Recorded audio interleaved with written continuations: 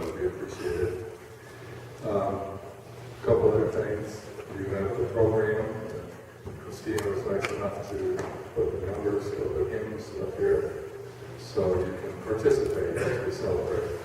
Don't hesitate, pull those books out, turn to the page, there's some good songs. You already. So, a couple deep breaths. Father said it's more difficult when you get up here. He's absolutely right. Seeing who's here, knowing what's happening. 19 years ago, my mother and I were present at her mother's death. Her name, what we called her Mary, her name was Juliet. Here's a woman who had 8 children, dozens and dozens of grandchildren and great-grandchildren, but when it came right down to it, as it happened, it was just my mom and myself who were there. She died in our arms. She died a beautiful death. My mom saw it. And it was hard, but it was time for her to go. And now it's time for my mom to have gone. You're sitting and standing on holy ground in this church, the Immaculate Heart of Mary Church. My mom was devoted to the Blessed Virgin Mary. I'm going to read you a quick gospel from Matthew. Come to me, all you who are weary and find life burdensome. I will refresh you. Take my yoke on your shoulders and learn from me. For I am gentle and humble of heart. You shall find rest, because my yoke is easy and my burden light. Well, just sit back and try to enjoy the celebration. My mom would want you to do that. She was that kind of woman. She was ready to die. But she was a Catholic woman, and she understood that there are imperfections in our church because it's made up of us. We're sinners. You know, there's only one perfect man. And they hung him from that cross. This isn't a gathering place for saints. I'm living proof of that. This Catholic Church is more like a hospital for sinners. And I need this hospital. I'm sure a lot of us do. Mom loved the Eucharist, Holy Communion.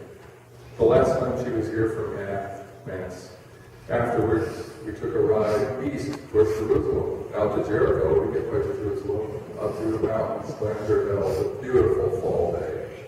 Something to remember about her, the pictures of it. It was the last time she was able to come to Mass. Father was good enough to come and bring her Holy Communion every week and pray with her. The most important event in the world takes place on altars just like this every day all over the world. That's the Eucharist. The Eucharist means celebration. And we're here to celebrate today my mom's life. It's no accident that we're here in the Immaculate Heart of Mary.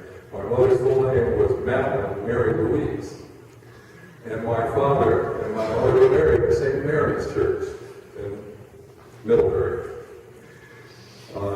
She was devoted to Mary. You just heard the song that Christine sang, Gentle Woman.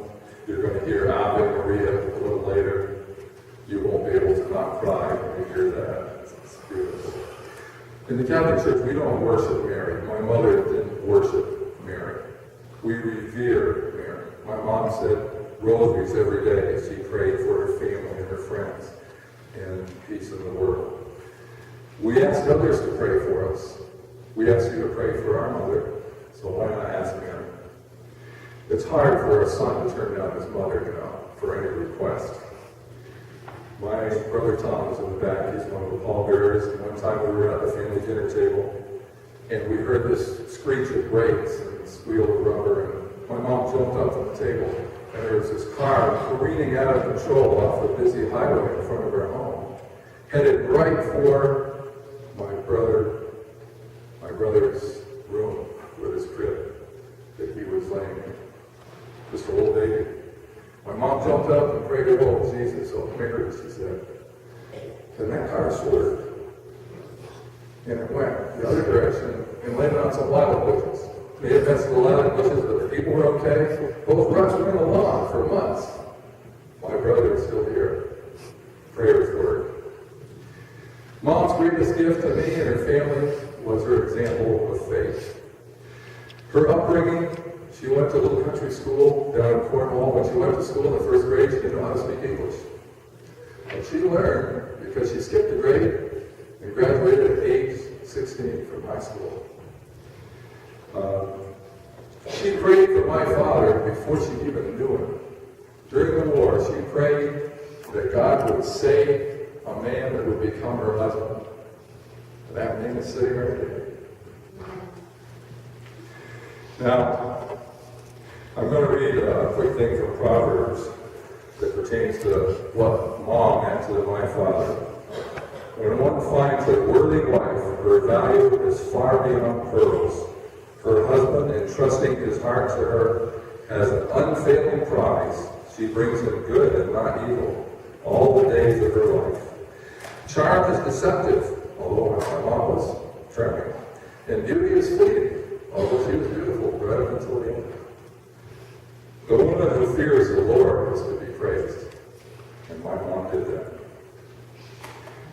My mom had humor right up until the end. We had a hospice person in the room, and I had to step out, and I told her, I said, now you're going to have to speak up, because my dad doesn't hear too well. That's what I had to say. My mom aroused herself out of a deep sleep. She says, he's deaf! She says. I think she knew it pretty well, 65 years. And then her friend Ruth was visiting, and I overheard her telling Ruth, she says, oh, Ruth, she says, oh, I'm going. She says, oh, I'm going. Well, she went gently in the night. And I'll close with this beautiful poem. Weep not for me, though I am gone into the gentle night. Grieve, if you will, but not for long, upon my soul's sweet flight.